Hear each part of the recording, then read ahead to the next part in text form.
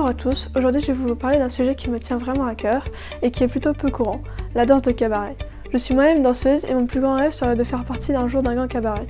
Assez parlé de moi, maintenant je vais vous présenter mon enquête sur les coulisses de cette danse, considérée à tort trop souvent comme du striptease.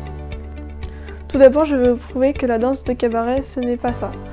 Cette danse est certes très peu connue du grand public, mais derrière les costumes et maquillages sexy, il y a une chorégraphie complexe, étudiée et enseignée jusqu'à Broadway.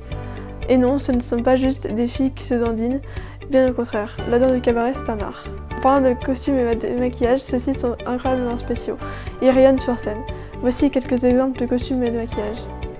La plupart du temps, sur les costumes, il y a de nombreuses plumes et les couleurs sont généralement vives et font vraiment partie du spectacle.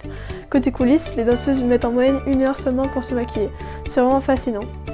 Un article de Théâtre et Spectacle de Paris interroge le Moulin Rouge au sujet des costumes. On découvre que le costume le plus cher est le costume Lady Rich, étant le final du tableau pirate de la revue Ferry. Le prix s'élève jusqu'à 30 000 €. Donc les costumes valent cher, voire très cher. Passons aux jeux de lumière. Ces jeux sont tout simplement magnifiques. Ils sont faits pour cacher la nudité des danseuses, donc on ne voit presque rien la plupart du temps. Ils sont là pour montrer la beauté du corps sans totalement le dévoiler. Ils font intégralement partie du spectacle au même titre que les costumes.